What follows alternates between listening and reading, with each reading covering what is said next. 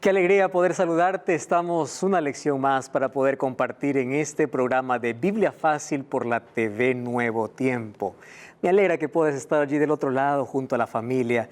Me alegra que puedas dejar aquí también tus preguntas, tus reacciones. Hay tanta gente que nos escribe de diferentes lugares del mundo diciendo cómo están aprendiendo, visitando también una iglesia para seguir aprendiendo sobre esta grande verdad que es sobre el santuario. Así que bienvenido una vez más. Está comenzando Biblia Fácil en esta temporada especial. Ya te diste cuenta que aquí nosotros tenemos un escenario muy parecido a lo que Dios mandó construir a Moisés para hablar acerca del santuario. Bienvenido una vez más, nos alegra tener tu compañía y ya sabes que aquí también estamos con otros amigos que vienen de diferentes países para poder estudiar este fascinante tema. Y como ya es de costumbre, nosotros aquí tenemos un regalo para ti y yo quiero ofrecerte una vez más. Se trata del DVD Santuario, el Camino de Dios. Todo lo que tienes que hacer es enviarnos ahora mismo un mensaje a este número de WhatsApp, más 5512-98-100-1460. En este momento hazlo, no esperes para mañana y acompáñanos en este estudio y vas a profundizar más tu conocimiento acerca de este fascinante tema. Tuve el privilegio de viajar hasta Israel para poder grabar este DVD y realmente es con mucho cariño donde grabamos estos temas que hablan sobre el plan de salvación a través del santuario. Muy bien, y como siempre estamos listos aquí para poder abrir la palabra de Dios. En el programa anterior ya hablamos que hay un santuario en el cielo, que es la morada de Dios, es el centro del gobierno de Dios. Sin embargo, ese santuario un día fue contaminado por un ser que fue creado perfecto. A partir de allí el santuario asume una nueva función, que es la función soteriológica, que significa que Dios está allí listo para salvarnos y Él está haciendo todo lo posible para nuestra salvación. Se convirtió en el centro de operaciones de salvación para el ser humano. Mientras Dios intenta salvar, el diablo intenta destruir. Es ahora de nuestra elección que depende a dónde queremos ir. O estar de parte de Satanás, donde Él nos va a destruir lentamente, o acercarnos al santuario celestial, donde está Cristo para salvarnos. Hoy vamos a hablar acerca del santuario terrenal. ¿Qué muebles tenía ese santuario? ¿Qué cosas se hacían en ese santuario?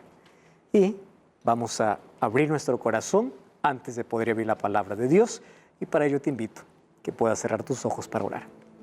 Querido Dios, estamos listos para abrir tu palabra y queremos en ella encontrar una vez más tu salvación, aquel plan maravilloso que hiciste para nosotros. Queremos contemplar tu hermosura, queremos conocer de tu gracia, queremos ser alcanzados por tu misericordia. Y pedimos una vez más para que junto a nuestros amigos que están aquí y aquellos que están viendo este programa, tu Santo Espíritu nos pueda iluminar y tú seas nuestro Maestro, quien nos lleve al conocimiento de esta gran verdad. En el nombre de Jesús. Amén. Muy bien, amigos, qué privilegio, ¿verdad? Estar ahora nuevamente para abrir la Biblia. Yo estoy aquí con Biblia en mano, ustedes también lo están allí, y nuestros amigos allí en casa también están listos para este estudio.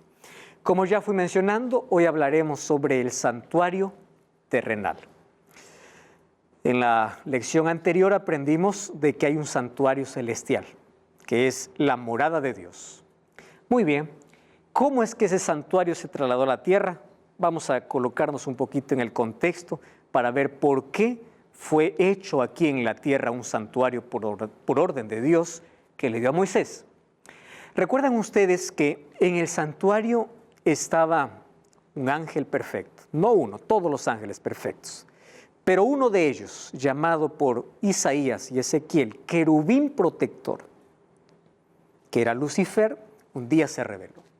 Querubín protector significaba que él estaba en el santuario ocupando una función especial, protegiendo ¿qué cosa? La ley de Dios. Satanás conoce que la ley de Dios es el centro de su gobierno y él atacó el carácter de Dios y atacó su ley. Vamos a ver en las próximas lecciones que Satanás odia la ley de Dios, porque la ley habla sobre quién es Dios, sobre su carácter. Dios es amor y es justicia. ¿Y dónde se ve su amor y justicia? En su ley. Y hoy vamos a ver cómo después de que Él se reveló en el cielo, por más oportunidades que tuvo para poder arrepentirse, no aceptó, un día hubo una batalla en el cielo. Apocalipsis capítulo 12, versículo 9 dice así: fue lanzado fuera el dragón, la serpiente antigua que se llama Diablo y Satanás, el cual engaña al mundo entero, fue arrojado a la tierra y sus ángeles fueron arrojados con él. La tercera parte de ángeles fue convencido por Satanás. Yo quiero que presten atención a ese detalle. Si ángeles fueron convencidos por Satanás, imagínense la estrategia que él usa para que el ser humano pueda aceptar su propuesta. Si ángeles del cielo fueron convencidos por él, ¿cómo hoy la humanidad se deja convencer de una manera tan sencilla? Claro, porque ya vivimos en una humanidad caída, ya heredamos o ya tenemos una naturaleza pecaminosa. Para él es mucho más sencillo, pero no estamos solos en este conflicto. Por eso necesitamos de la ayuda de Cristo. ¿Y dónde vamos a pedir ayuda? En el santuario, porque es allí donde está Cristo. Ahora, Satanás fue lanzado. Y ahí viene la pregunta, ¿verdad? ¿Por qué Dios no lo destruyó? No sé si ustedes se preguntaron alguna vez. Nos hubiésemos evitado todo este problema. Se rebeló, Dios dice, ¿sabes qué? Este rebelde va a ser destruido. Si Dios hubiese destruido, probablemente no habría pecado hoy, no habría sufrimiento, no habría muerte. Esa es una de las preguntas, de los cuestionamientos que muchos ya se hacen. ¿Por qué Dios nos destruyó? Recordemos que Dios creó el universo y el universo no es este planeta. Nosotros somos parte de ese universo. Cuando ustedes ven allí en imágenes qué parte nosotros ocupamos en el universo, realmente es una insignificancia. Ahora, cuando Dios crea el universo, Dios crea seres también en otros planetas que nosotros no conocemos, no sabemos dónde están ellos. La ciencia ha descubierto que hay planetas sin vida, etc. Eso es todo lo que el ser humano descubrió. Pero en el universo hay otros seres creados. Y en el cielo, Dios al crear a todos los ángeles, los creó libres, por supuesto. ¿Qué hubiese pasado si cuando Lucifer se rebeló, Dios hubiera matado a Lucifer? ¿Saben qué cosa hubiese pasado? Se hubiese quebrado la armonía en el universo. A la verdad, con la entrada del pecado ya se quebró la armonía. Pero ¿qué cosa estaba en juego? El carácter de Dios. ¿Cuál es el carácter de Dios? Dios es amor. Dios es justicia. Ahora, vamos entonces a pensar en lo siguiente. Si Dios hubiese eliminado a Satanás cuando él pecó, hubiese quedado por toda la eternidad la duda. Probablemente él tenga la razón. ¿Por qué Dios lo mató? Seguramente tiene la razón. Imagínate que tú estás un día en un lugar y viene alguien acusándote, diciéndote, tú eres un ladrón, tú eres un mentiroso, tú eres esto, tú eres el otro. Tú tienes poder y dices, yo le voy a matar. Y cuando tú lo mandas a matar, queda la duda. ¿Por qué lo mató? Ah, seguramente tenía razón. Entonces, ¿qué cosa hizo Dios? En su omnisciencia tomó la decisión más sabia. Dejar que el mal pueda revelarse por sí solo y que el tiempo pueda decir quién es el verdadero carácter de Dios y cuál es el verdadero carácter de Satanás. Todo el universo estaba a la expectativa cuando surgió la rebelión. Y es por eso que hoy quedó ante los ojos del universo el amor y la justicia de Dios y el verdadero carácter de Satanás. Demandaba un poco de tiempo todo eso.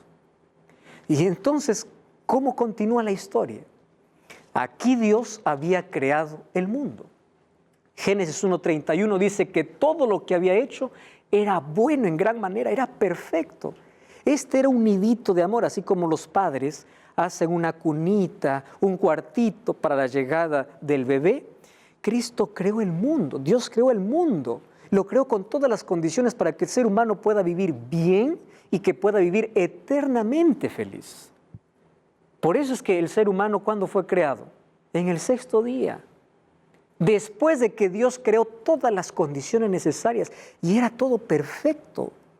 perfecto, era bueno. Dios mismo hace su evaluación. Él para mirar y dice, es bueno. Fue el mismo Dios quien hace la evaluación de su creación. Muy bien, solo que esa felicidad eterna tenía que pasar por una prueba. Y esa prueba tendría 3 características. Era una prueba de amor, una prueba de fe y una prueba de obediencia. Esas 3 palabras están ligadas, están unidas. Obediencia, fe y amor. No lo podemos separar. Cuando hay amor, hay obediencia. Cuando hay obediencia, hay fe. Entonces, imagínense ustedes, el cielo ya quedó con un espacio por la 3ª parte de ángeles que siguieron a Satanás. Y Dios tenía que hacer una pequeña prueba, y si ellos pasaban la pequeña prueba, Adán y Eva, ellos iban a ser integrados a la familia celestial. ¿Y por qué yo llamo de pequeña prueba? Vamos a Génesis capítulo 3, primer libro de la Biblia. Dice que Dios le dice a Adán y Eva, versículo allí en el capítulo 3, Dios le había dicho a Adán y Eva que ellos no coman de un árbol. ¿Por qué yo llamo de pequeña prueba? Presten atención aquí. Difícil prueba hubiese sido que Dios hubiese dicho lo siguiente: coman solo de un árbol y miren de los otros. Es difícil. Imagínate todos los días comer de uno. Pero es fácil porque Dios le dice, de todo podrás comer, menos uno. Y ellos eran creados seres perfectos, fueron creados perfectos. Ahora, fíjense una cosa, vamos al capítulo 2, versículo 16. Mandó Jehová Dios al hombre diciendo, de todo árbol del huerto podrás comer, de todo árbol. Versículo 17 del capítulo 2. Mas del árbol de la ciencia del bien y del mal no comerás, porque el día que de él comieres, ciertamente morirás. Simple, era la prueba, pasaban esa prueba y ellos pasarían a integrar a la familia celestial. ¡Qué honra! ¡Qué privilegio! Pero allí ustedes saben la historia. Aparece Satanás. Luis, ¿tienes una pregunta? Sí, le pregunto, ¿cuánto tiempo, digamos, sería esa prueba que usted habló o no se sabe, digamos? No tenemos idea de cuánto tiempo estuvieron Adán y Eva en el jardín antes de la entrada del pecado. El asunto es que si Dios colocó esa prueba de lealtad, fe y obediencia, probablemente no sería eterna. Recuerda que ellos estaban creados para obedecer a Dios. Ellos no tenían la tendencia que hoy tenemos de desobediencia. Entonces, si la prueba hubiese continuado allí, ellos tendrían el placer de amar a Dios, de servir a Dios y de ser fieles a Dios. No tenían la naturaleza pecaminosa que hoy tenemos de ser tentados y nuestra inclinación siempre es hacer el mal. Esa prueba era pequeña, no sabemos por cuánto tiempo sería. El asunto es que allí en ese periodo de prueba vino Satanás. Y me llama la atención un detalle. Vamos al Nuevo Testamento. Segunda de Corintios 11:3. Miren lo que dice el apóstol Pablo. Segunda de Corintios capítulo 11, versículo 3. Dice así: pero temo que como la serpiente con su astucia engañó a Eva. ¿Qué cosa usó el diablo? Astucia. Él es muy astuto y sutil. ¿Cómo lo hizo? Dice el versículo 3. Vuestros sentidos sean de alguna manera extraviados de la sincera fidelidad a Cristo. Voy a hablar un poquito de la astucia. Ustedes saben que el diablo no ha cambiado de plan, pero el ser humano siempre cae en el mismo. Su plan tiene más de 4.000 años, porque más o menos hay más de 4.000 años desde la creación hasta acá. El mismo plan. ¿Qué cosa usa? Él es estratega. Él no hace las cosas por hacer, él tiene un plan. Y él es astuto. ¿Cómo usa su astucia? Número 1, nunca da la cara. Siempre se disfraza. ¿Quiere arruinar la vida de alguien? Él nunca da la cara, se disfraza. Arruina la vida de una señorita tras un chico lindo. Arruina la vida de un ser humano que está buscando un poco de placer tras una botella de licor, que probablemente después viene a ser sabroso y nunca da la cara, nunca da las consecuencias, la enfermedad, el problema. No, siempre se presenta en una caja bonita, siempre se presenta en algo bonito. Y usó la serpiente porque la serpiente no es como lo que hoy conocemos, era el animal más lindo que había en la creación. La serpiente volaba, no se arrastraba. Recuerden que él se arrastra después de la maldición que Dios le da. Le dice, te arrastrarás y polvo comerás. Eso después de la maldición. Pero antes no se arrastraba. Era el animal más precioso. Número 2, él siempre tergiversa la verdad. Ojo con la astucia. Vamos al capítulo 3, nuevamente de Génesis. Miren lo que dice versículo 1. Dijo a la mujer, con que Dios ha dicho de todo árbol del huerto no podréis comer. Usa la verdad, pero ¿qué cosa hace? Lo cambia. Ustedes no se sorprendan cuando haya pastores que usan la Biblia para cambiar, líderes que usan la Biblia cambiándola, instrumentos de Satanás que usan la palabra cambiándola. ¿Dios había dicho que no coman de todo árbol? No, pero él usa parte de lo que Dios dijo para sembrar duda. Cuando el diablo coloca duda, es peligroso. Ahora, no es peligroso dudar, es peligroso abrigar la duda. Tú puedes cuestionarte, tú puedes dudar, pero cuando el diablo consigue colocarte duda en la mente, anda y confía en las promesas de Dios. Eso es fe. La fe desplaza la duda. La duda es un arma letal del diablo. Con que Dios os ha dicho, está usando parte de la palabra de Dios. Y otra cosa, ¿qué cosa usa? Los sentidos. El diablo usa los sentidos. Miren, ve. Primero, ¿qué cosa usó? El oído, porque la serpiente hablaba. ¿Qué más usó Satanás? La vista, porque Eva, ¿qué cosa? Vio el fruto. ¿Qué usó? El paladar, porque Eva comió. ¿Qué cosa usó? El tacto, porque Eva tuvo que recibir. ¿Qué cosa usa? Sentidos. ¿Por qué el mundo está hundido en vicios? Sentidos. No puedo dejar el licor. ¿Por qué? Gusto. No puedo dejar la droga. ¿Por qué? Sentidos. Caigo siempre en pecado. ¿Qué? Vista. No me puedo controlar. Sentidos. El diablo quiere tomar posición de los sentidos. ¿Cómo entra la mente? Por nuestros sentidos. ¿Qué escucho? ¿Qué veo? Eso es lo que voy a hacer. Eso es lo que voy a hablar. Es una estrategia diabólica. ¿Y qué cosa hizo entonces Satanás? Él usó su astucia. Y ojo, él hizo hasta un milagro. ¿Cuándo has visto que una serpiente habla? No crean todos los milagros, porque no todo milagro viene de Dios. La serpiente habló y eso no significa que ese milagro venía de Dios. Tú puedes ver tantos milagros en la vida y no puedes decir que ese milagro es de Dios. El diablo también puede hacer milagros para convencerte de sus mentiras. Cristian. Sí, mi curiosidad es lo siguiente.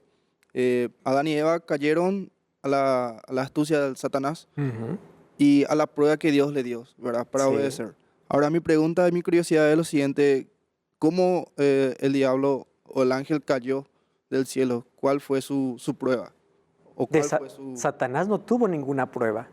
Él se rebeló por propia elección.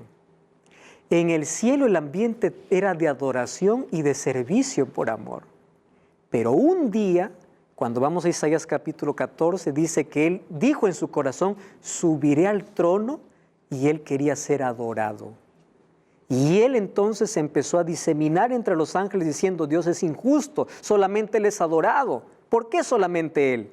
Y puso en él mismo, desvirtuó la ley de Dios. Entonces ellos no tenían una prueba específica porque todos estaban allí estaban dispuestos a obedecer. Por eso es que la entrada del pecado es ilógica e irracional. Es más, hasta incomprensible. Es un misterio que en el cielo se resolverá. Otra pregunta. Cuando Dios le da prueba a Adán y Eva, Ujú. todo bien, pero Dios permitió que Satanás le indujera que... Ahí está el poder de la elección. ¿Cómo es que tú vas a tener poder de elección si no tienes dos opciones? Si tienes una sola opción, tú no tienes poder para elegir. Pero si tienes dos, tú sí eliges. Entonces, esta prueba que es colocada para Adán y Eva, tenían las opciones, pero aquí había un asunto interesante. Dios ya los había advertido. Entonces, amigos, así fue como cayeron nuestros primeros padres. Y ahí aparecieron los dos primeros sentimientos a la entrada del pecado. Vamos a Génesis 3. Dice que Adán se escondió porque tuvieron miedo. Aparece el sentimiento de vergüenza y de miedo. ¿Por qué? Porque estaban desnudos. ¿Qué cosa perdieron? La ropa divina. Ellos estaban vestidos con un manto de justicia, con la gloria de Dios. No era una ropa como la que hoy usamos. Cuando ellos se dan cuenta que están desnudos, empiezan a hacer sus hojas de higuera, aparece Dios en el huerto diciendo, ¿dónde estás? No era porque Dios no sabía. El plan de salvación comienza con una pregunta. ¿Dónde estás? No porque Dios no sabe dónde estás, sino para que tú puedas ver que el lugar donde estás no es tu lugar. No es que Dios no sabe. Tú no sabes dónde estás. Dios no se perdió, es el ser humano que se perdió. Y ahí viene Dios diciendo, ¿dónde estás? Y cuando viene dice, Señor, tuve miedo. Y el ser humano hoy sigue corriendo, huyendo de Dios porque tiene miedo, tiene vergüenza. Dios no me acepta, pequé mucho, vergüenza, tiene miedo. ¿Por qué? Continuamos con la misma historia. Y cuando Dios les llama, miren lo que dice el versículo 21 del capítulo 3. Jehová Dios hizo al hombre y a su mujer túnicas de pieles y los vistió. Para que Dios pueda vestirles con túnicas, significó que hubo muerte. ¿De quién? De un animal. ¿De dónde salió esas pieles? De un animal que fue muerto. ¿Recuerdan ustedes que yo les dije que el santuario nos enseñaba que salvación es sustitución? El día que Adán y Eva pecaron, sí hubo muerte, pero muerte sustitutoria. Porque en lugar de que Adán y Eva mueran, murió un cordero inocente. Y ese cordero representaba ¿a quién? A Cristo. Por eso es que hoy Cristo nos ofrece su ropa, su manto de justicia para cubrir nuestra vergüenza. Es curioso, Génesis 3, el hombre está desnudo. Apocalipsis 3, el hombre sigue desnudo y Dios le dice, yo te aconsejo que de mí tengas vestiduras. Sigue desnudo, porque eso es lo que hace el pecado. Entonces, amigos, allí ocurrió la muerte de un animal. La solución para el problema del pecado fue la sustitución. Tú y yo merecemos morir, pero allí se colocó Dios y dijo, yo voy a morir. Yo voy a tomar tu lugar. Imagínate el dolor de Adán y Eva al ver un animal inocente muriendo en su lugar. Sustitución. Y a partir de allí comienza un camino de sangre. Mas eso era un plan que Dios ya había establecido en la eternidad. Luego Dios les llama para hacer un juicio. Y allí aparece en Génesis capítulo 3, versículo 15, el primer juicio. Miren lo que dice 3:15. Pondré enemistad entre ti y la mujer, entre tu simiente y la simiente suya. Este te dirá en la cabeza y tú le herirás en la calcañar. Estaba Dios, Adán, Eva y la serpiente. Y Dios hace un juicio y le dice así, a la serpiente le dice, mira ve, un día tú vas a ser pisoteada en la cabeza. ¿Por qué? Porque de esta mujer nacerá una simiente, es una descendencia. Nacerá un descendiente de esta mujer. Tú, serpiente, le herirás en el calcañar, es decir, en el talón. ¿Cuándo la serpiente hirió en el talón a la simiente de la mujer? En la cruz. ¿Y cuándo Dios le pisará por completo la cabeza? Cuando vuelva. Y después del milenio, cuando sea destruido para siempre. El diablo entonces es un enemigo vencido que en breve será destruido. Esa profecía se llama el primer evangelio, es decir, las primeras buenas nuevas. Es por eso que todas las mujeres en Israel querían tener un hijo varón. ¿Por qué creen? Porque todas querían ser la madre del Mesías.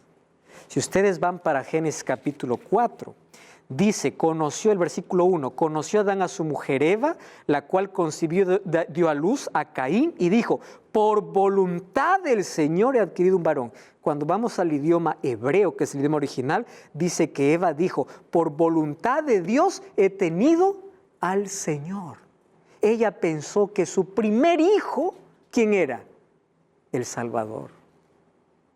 Entonces Adán y Eva, al ver la muerte de ese animal inocente, Dios les explicó que esa era la única manera y que ya había un plan para poder rescatarlos. Y el plan era que de la descendencia de la mujer vendría uno. Por eso es que Satanás siempre quiso destruir la descendencia. Quiso desviar al pueblo de Dios. Cuando Jesús nació quiso matarlo por medio de Herodes. Quiso perseguirlo, quiso hacerlo caer, etcétera, etcétera. Mas él nunca lo consiguió. Él siempre estuvo derrotado. No cambies el canal. Vamos a una breve pausa y ya regresamos.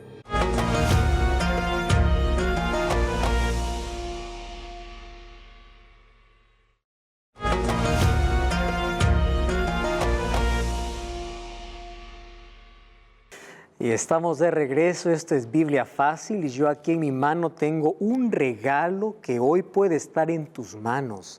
Se trata del DVD Santuario, el Camino de Dios, porque ese es el título incluso de esta temporada, El Camino de Dios. Todo lo que tienes que hacer para solicitarlo es enviarnos un WhatsApp ahora mismo al más 5512 9810 1460. Vas a profundizar mucho más tus conocimientos sobre el santuario y te recuerdo que este DVD lo grabamos en Tierra Santa, allá en Israel, en diferentes lugares. Acá tenemos imágenes del Mar Muerto, de un santuario que hoy está como una réplica en el desierto, en el valle de Timnat. Extraordinario. Tú puedes solicitarlo ahora mismo y te recuerdo que es totalmente gratis. ¿Está bien? Muy bien, estamos hablando hoy en nuestro tema sobre el santuario terrenal. ¿Cómo es que comenzó toda esa historia hasta que el santuario terrenal fue levantado aquí en la tierra?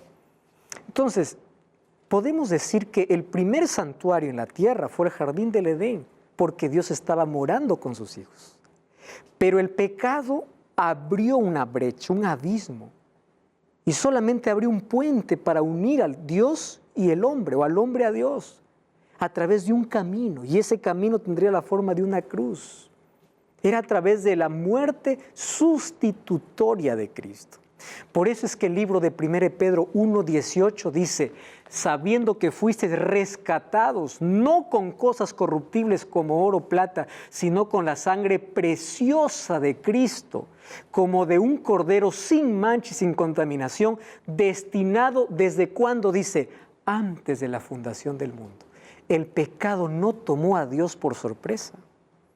Ya había un plan por si el hombre eligiere o eligiese dar la espalda a Dios. Y era tomar su lugar.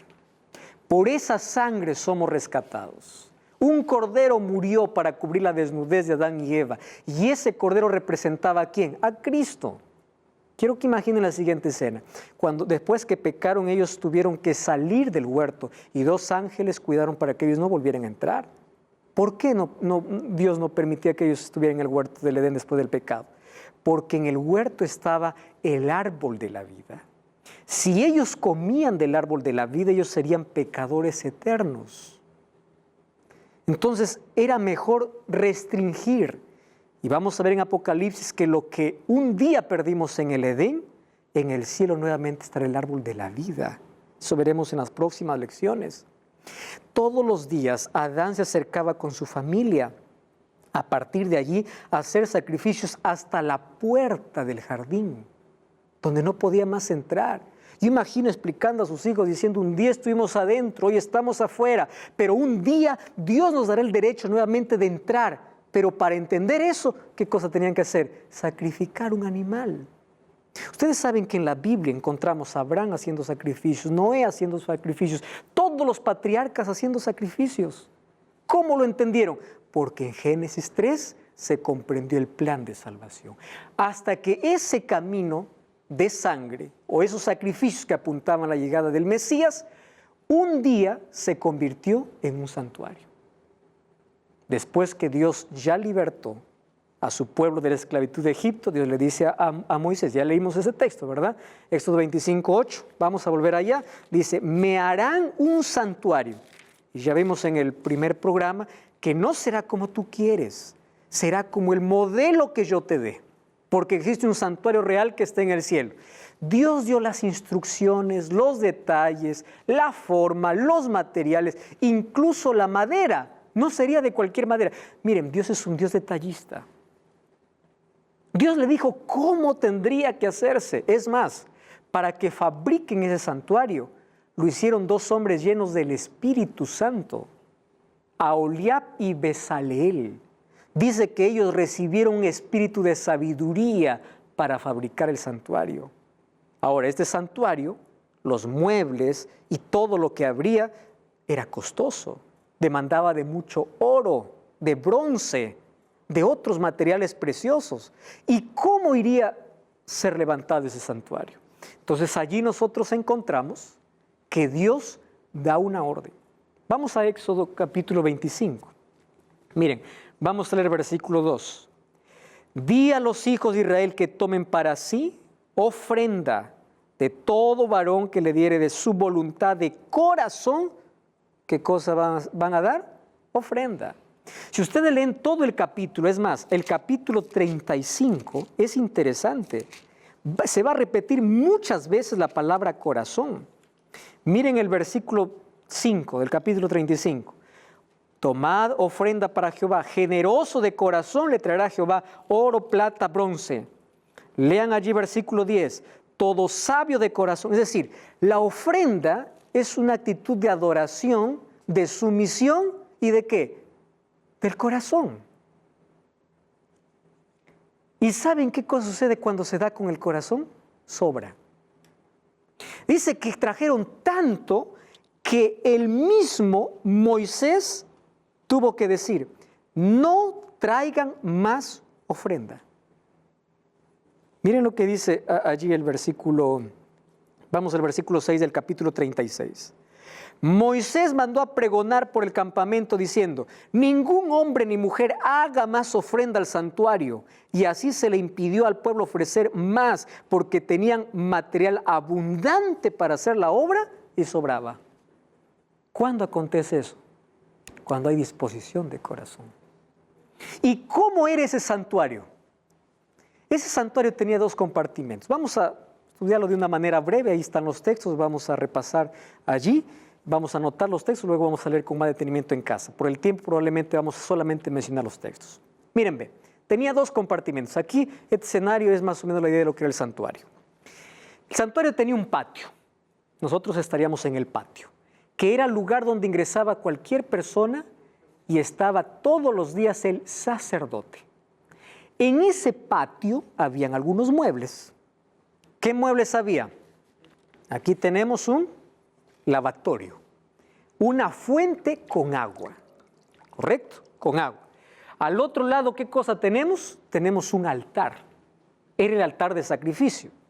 Y luego tenía 2 compartimientos, 2 lugares, uno llamado lugar santo y al otro lado estaba el lugar santísimo, que estaba dividido por cortinas. Mírenme, lo que dividía el atrio del lugar santo, ¿qué era? Una cortina. Lo que dividía el lugar santo, el lugar santísimo, ¿qué cosa era? Otra cortina. ¿Correcto? Estaban divididos por cortinas. En el atrio, ¿qué cosa había en el atrio? Habían cortinas de lino. Las cortinas eran de lino, sostenidas por columnas de bronce. Todo el patio más o menos medía unos 50 metros por 25 de ancho. 50 metros de largo por 25 de ancho. Dentro de ese campo, de ese lugar, habían estos 2 muebles que ya mencioné. Entonces, habían postes, lo que aquí vemos también en esta réplica, en este escenario, ¿no? Postes, y todo era de lino, estaba cercado el santuario. Eso era el patio. ¿Y qué muebles había en el patio? En el patio, el mueble principal era el altar. Este altar. Este altar tenía 4 cuernos. Yo voy a sacar aquí uno de ellos. Cuerno en la Biblia significa poder. En Apocalipsis vamos a hablar mucho de 7 cuernos cuando se habla de la omnipotencia de Dios. Estos cuernos estaban alrededor en las 4 esquinas del altar. Este altar era ¿de qué? De bronce. ¿Qué se hacía en este altar? Todos los días sacrificios. 2 sacrificios por día, a las 9 de la mañana y a las 3 de la tarde. El sacerdote colocaba aquí un cordero y lo quemaba. Pero también en este altar venía alguien que había ofendido pecado contra Dios trayendo un cordero. Y él tenía que degollar el cordero, el mismo pecador. El sacerdote tomaba la sangre del cordero, lo asperjaba sobre los cuernos de este altar y con un poco de sangre algunas veces entraba ¿dónde? Hasta la cortina que dividía el lugar santo, el lugar santísimo, y así asperjaba. Eso significa que los pecados eran transferidos. Le voy a explicar la transferencia. Antes de que el pecador mate el cordero o la ofrenda, colocaba sus manos sobre la cabeza del animal. Los pecados eran transferidos a ese animal inocente y ese animal inocente cargaba mi pecado, por eso es que moría. Y esa sangre entraba contaminada, ¿dónde? Adentro. Por eso es que adentro, en el lugar santísimo, luego vamos a estudiar que el santuario necesitaba ser purificado. ¿Por qué necesitaba ser purificado? Porque a través de la sangre los pecados ingresaban hasta el santuario, hasta adentro. Entonces, aquí se ofrecían sacrificios durante todos los días. El altar era de unos 2,5 metros de largo, con 1,5 de ancho y de alto. Aquí se ofrecían sacrificios diarios y por los pecados del pueblo. Tenemos un recipiente de agua. Éxodo 30:18 nos dice que este recipiente, ¿para qué servía? El sacerdote, antes de oficiar cualquier cosa en el santuario, venía aquí, se lavaba las manos y los pies. Luego en el próximo programa vamos a ver qué significa cada uno de esos muebles, que hoy solamente vamos a mencionarlos. Esto representaba de que nadie se presenta delante de Dios sucio. Eso era símbolo de limpieza y purificación. Cuando nosotros entramos al lugar santo, en el lugar santo habían 3 muebles. Recuerden esto, en el atrio, ¿cuántos muebles habían? 2. La fuente de agua y el altar del holocausto. En el lugar santo habían 3 muebles. ¿Cuáles eran? Pan de proposición, un candelabro para dar luz y un altar de incienso. Otro altar que era más pequeño que esto. Ahora les explico cómo era. En esa mesa de panes, se llamaba de proposición porque significaba que estaba en la presencia, de presencia viene proposición, presencia de Dios. Allí eran colocados 12 panes. ¿Por qué 12? Porque representaba cada tribu que Dios proveía de alimento. Mas ese pan también representaba a Cristo, lo vamos a ver después. Cada semana esos panes eran cambiados. Los únicos que podían comer esos panes eran los sacerdotes. Porque eso todo era símbolo. Nada más que símbolo. Luego nosotros encontramos, aquí tenemos la división del lugar santo y lugar santísimo. Está el primer mueble, que son los panes, 12 panes, que eran asperjados también con incienso. Y al frente, ¿qué cosa había? Un candelabro. Tenía la forma de un almendro, tenía 7 brazos. ¿Por qué era necesario un candelabro? Porque el santuario no tenía ventanas. Era la única luz que tenía. Por eso es que tenía que arder día y noche con el aceite más fino, que era el aceite de oliva, que luego vamos a ver que representa el Espíritu Santo y también la presencia de Cristo. Entonces tenía 7 lámparas, era la fuente de luz, alimentado todos los días por aceite de oliva puro. De ahí encontramos un altar que era más pequeño que el altar del holocausto. ¿Qué había en ese altar? Ese altar estaba justo entre el lugar santo y el lugar santísimo. En ese altar se quemaba incienso. ¿Y por qué se quemaba incienso? ¿Ustedes alguna vez han estado en un lugar donde hubo sangre? La sangre tiene un olor. Imagínense si todos los días ingresaba sangre hasta el santuario, el olor que habría allá. Entonces, para poder diseminar ese olor, era necesario, ¿qué cosa? Incienso. Y ese incienso, o ese altar, medía 1 metro de alto, 50 centímetros de largo y de ancho. Era parecido con el altar de sacrificio porque tenía 4 cuernos.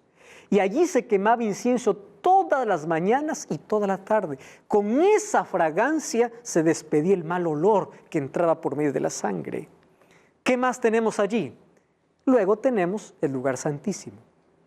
En el lugar santísimo entraba una sola vez el sumo sacerdote, que era la máxima autoridad del pueblo de Dios, aquí en la tierra.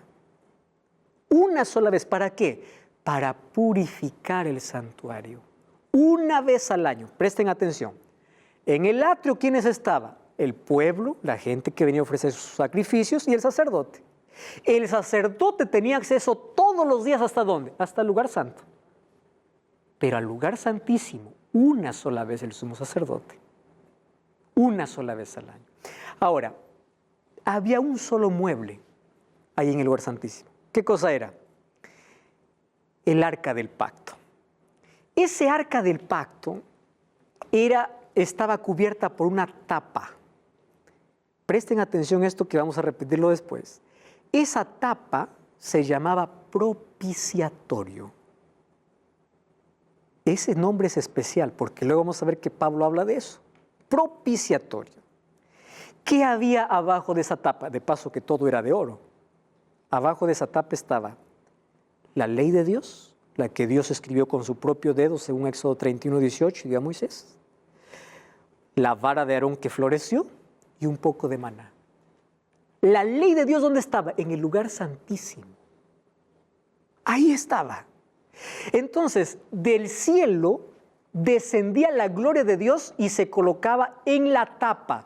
El sumo sacerdote, cuando entraba para hablar con Dios y hacerse la purificación del santuario, hablaba con la presencia de Dios que estaba encima del propiciatorio, pero para entrar, el sumo sacerdote tenía que entrar purificado, sus pecados habían tenido que ser perdonados, porque si no, moría en la presencia de Dios. Esa gloria que descendía se llamaba Shekinah. Shekinah significa la gloria de Dios. Y ahí habían 2 querubines, ¿recuerdan del ángel protector? 2 querubines encima de la tapa. Esa arca del pacto tenía la ley de Dios, tenía 1 metro de largo por 70 centímetros de ancho y alto. Y allí se manifestaba, ¿qué cosa? La gloria de Dios.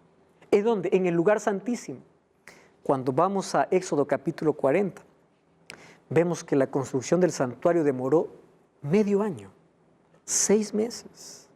Y después de 6 meses, todo el pueblo se reunió para ver cómo Dios descendió para vivir con ellos. ¿Cómo descendió? A través de una nube de fuego.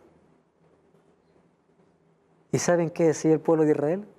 Cuando esa nube de fuego, fue nube de fuego en la noche, y era una nube que los cubría del calor en el día. Cuando ese fuego que los calentaba en la noche se movía, el pueblo tenía que moverse. Cuando esa nube paraba, el pueblo paraba. Dios moraba con su pueblo, acampaba en medio de su pueblo. Y así recorrieron por mucho tiempo.